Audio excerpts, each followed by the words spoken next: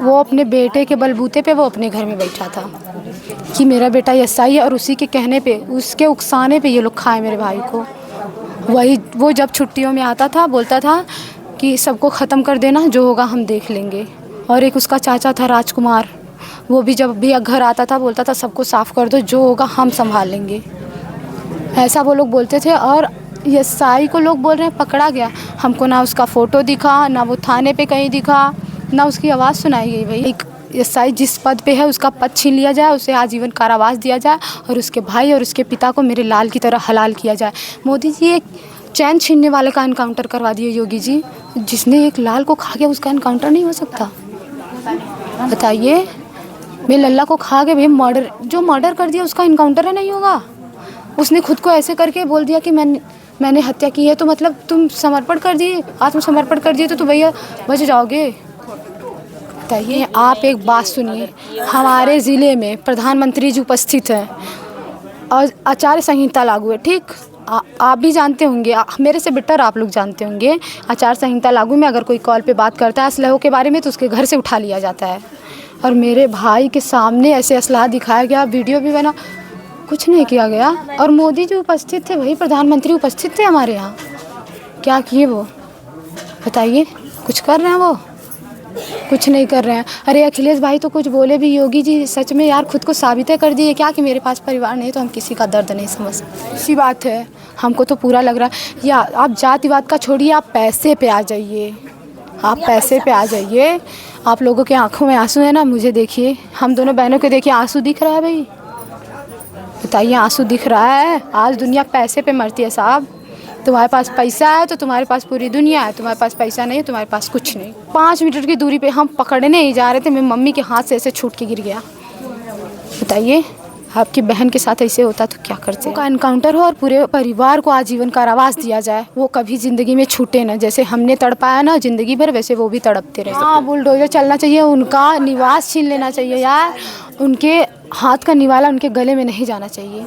हम तो ये चाहते हैं। लाल मोहन है ना, लाल मोहन के पास सफाई कर्मी की नौकरी है और घूम घूम के कह रहा क्यों उसको पुलिस नहीं पकड़ रही है? वो घूम घूम के तरसन में, चोरसन में, बन रही है बाग, धर्मापुर में, पावना में, उत्तरगामा में कह रहा है कि मैं अभी जेल ही जाना है ना, तो मैं पूरे परिवार को साफ करके तभी जाऊंगा। ये ना, तो आप जैसे वैसे भागेंगे ना कि आप तलवार लेके निकलेंगे आप करने का। वो लोग देखिए, वो लोग धनतेरस के दिन शाम को 4 बजे से लगभग 11 बजे रात तक बात किए, और मेरे किचन में रहिए तो पूरी बात सुनाई देती है उधर की। पीछे से? हाँ, 5 मीटर की दूरी है, पीछे से देख लीजिए। वो लोग बोलते थे कि हमको थोड़ी पता था ये लोग हम ही लोगों की बात कर रहे हैं, हमको थोड़ी पता था ये लोग हम ही लोगों की बात कर रहे हैं। बोलता था कि ख़त्म करेंगे आज शाम को, नहीं तो कल सुबह तक। अगर 2 दिन, कल सुबह और आज शाम तक नहीं हुआ तो दिवाली के दिन पूरा घर उड़ा देंगे। 4 बम मिला है। ये तो बस तलवारें दिखा रहे हैं भाई। वो तलवार दिखाई है जिससे मेरे भाई का सर काटा गया था, वो तलवार तो दिखी नहीं, ना ही पिस्टल दिख रही है, ना ही बम दिख रहा है। 4 ये ज़मीन खून मांग रही है, ये ज़मीन खून मांग रही है। तो आप हमारा खून पीने के लिए खून पियेंगे आप हमारा? पी तो गए सब।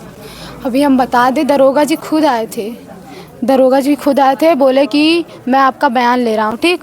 उन्होंने तो मेरा बयान लिया नहीं, बस हमसे साइन करवा लिए हैं, मेरे परिवार के सामने हमसे साइन करवा लिए। सर पता नहीं वो अपने मन से क्या लिख देंगे, साइन तो करवा लिए आप। हमने आपके भरोसे पे, हमने सोचा कि आप हमें न्याय दिलवाएंगे ना, मेरी बात तो लिखी नहीं आपने। दरोगा जी बोले थे कि ये अहिर बिरादरी बिना खून के, मारपीट के मानेगी नहीं थाने पर, और उन्होंने एक्सेप्ट भी किया। हम ऐसा बोले, राजा राम द्विवेदी जी यहीं हमारे घर पे आके बोले कि अहिर बिरादरी बिना खून के नहीं मानेगी, बिना मारपीट के नहीं मानेंगे ये लोग, हमेशा कहते हैं। उन्होंने एक्सेप्ट किया भाई, हमारे सामने एक्सेप्ट किया। बिल्कुल छोटी बहन है, हमारी आंखों के सामने हमारे साथ बैठा था, हमको गले लगा के गया। हमें नहीं पता था हमारे भाई को मार देंगे, लास्ट बार गले लगा रहा है हमें।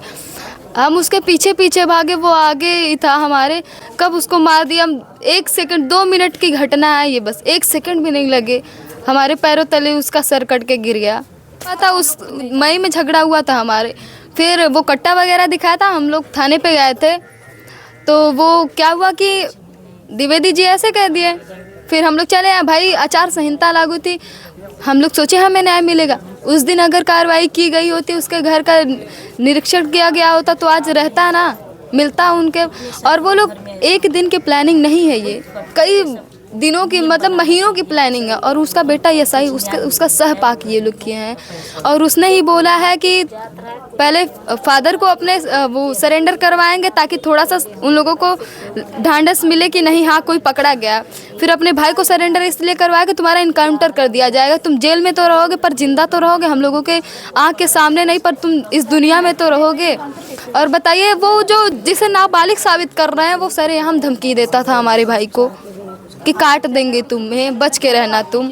और हमारा उस ज़मीन से कोई लेना देना नहीं था। आप सुलहनामा भी देख लीजिएगा, रह रहे हैं इस पे भी केस थी, हमारे खेत पर भी केस है, गौशाला है हमारा उस पे भी केस है, पोखरी है हमारी उस पे भी केस है, बगीचे पर भी केस है। बताइए फालतू का केस, फर्जी केसेस कर रहे थे।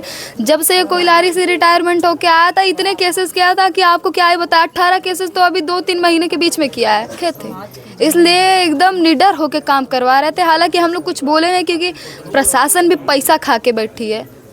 हम लोग दूध बेच के जीने वाले हैं, हमारे पास इतने पैसे नहीं है कि हम प्रशासन को दे के चुप करा सके। प्रशासन हमारे यहाँ आती थी, मुस्कुराती थी, उनसे पैसा लेती थी, चली जाती थी।